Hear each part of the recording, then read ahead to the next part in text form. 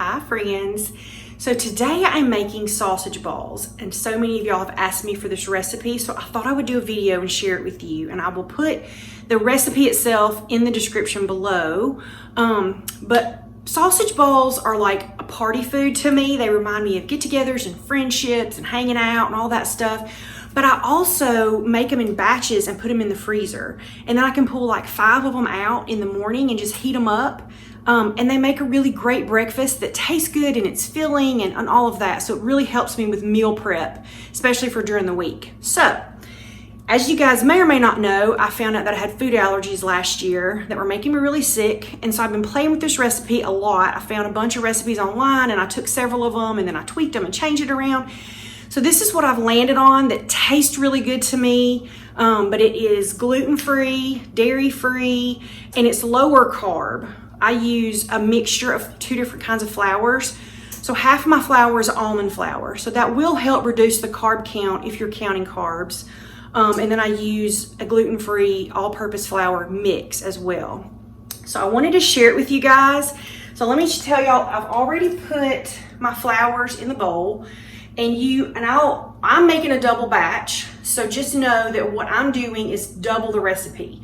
What I'm gonna put down below is the recipe for 1 batch, and the amounts I'm going to tell you are the amounts for a single batch recipe.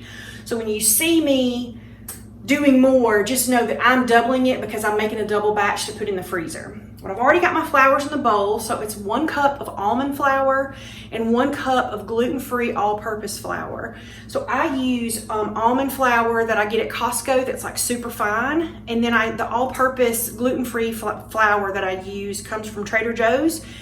And that particular one is a mixture of brown and white rice flour with some tapioca starch and some potato starch in it. But you could use any all-purpose gluten-free flour, and it's 1 cup of each. So I've got that in here. I use turkey sausage. I use Jenny O, and you can find it on sale at Publix from time to time. It's like usually like buy one get one free or something like that.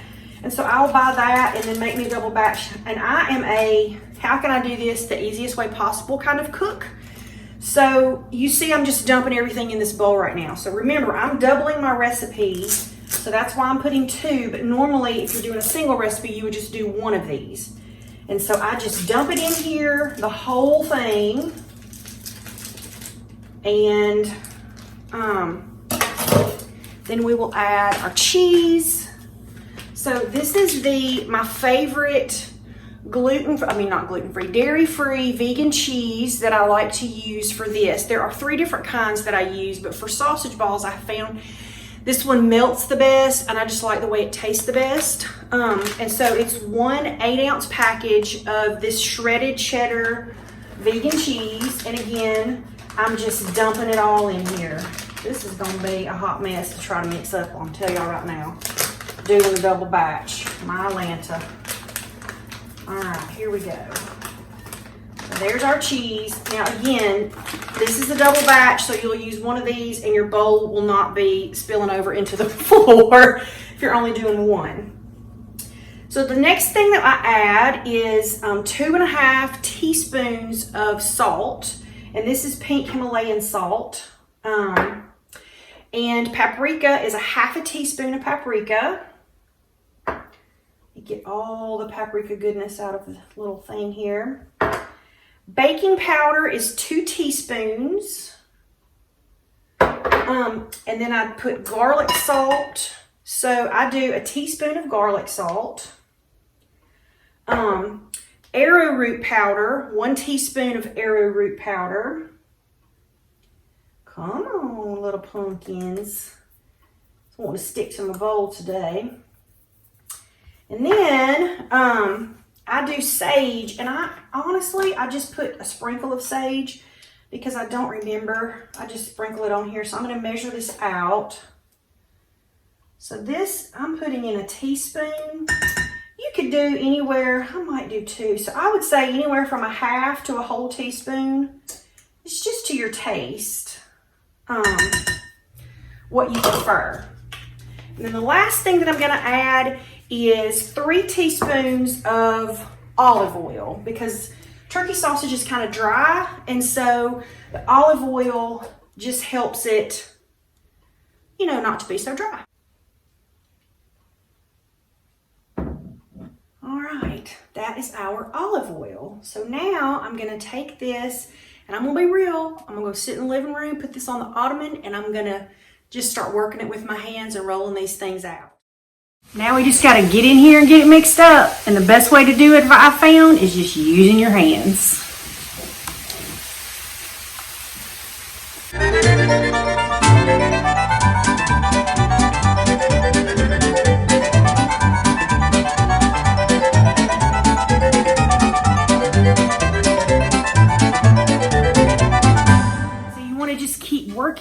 Working it until all of the flour is incorporated and you can't really see it anymore. And I also should mention, I put a cloth down over the ottoman to protect it. So if you decide to do it my method, you might want to do the same, because sometimes little bits of flour and things do, you know, spill out over the bowl. So, and now I just start rolling them out, and I just use the same bowl. So I just pinch off, you know, a little piece, and I just start rolling them, and then I drop them back in the same bowl. And then we'll go and bake them.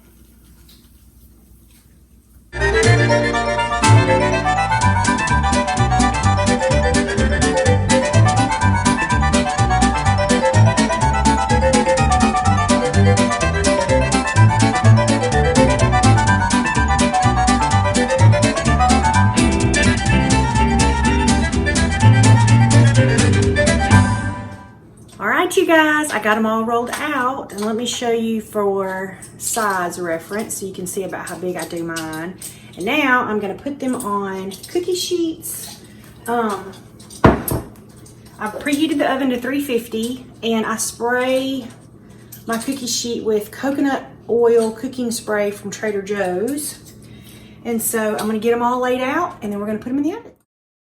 Now remember, I did a double batch, so if you're only doing a single batch, you can probably use one cookie sheet. And I don't have a rhyme or reason. I just try to make sure they're not completely touching, you know, but they don't grow that much, so you don't have to worry about giving them a ton of space. But anyhow, we're going to stick them in the oven, and then, all right, get the second one in, and then I'm going to let these cook about 15 minutes. And then I'm gonna flip them around and let them cook another 5. All right, you guys, I just pulled these out of the oven. So I cooked them at 350. I did them for 15 minutes, and then I took them out and I flipped them all over because I like them to be a little bit crispy on the outside. So I'll show you if you can see that. That's crispier, and I flipped it over, and so it's a little bit browned on the other side, but so good. Cheesy, cheesy, cheesy. So 15 minutes, flip them another 5. And because I had a double batch, I had 2 cookie sheets. So I put one on the bottom shelf, one on the top shelf, and then whenever I took them out, flipped them all over, I switched the shelves to help them cook more evenly. So anyway, that is it, guys. That is my sausage ball recipe. Hope you guys enjoy. Thank you so much for hanging out with me in the kitchen today. I will see y'all later.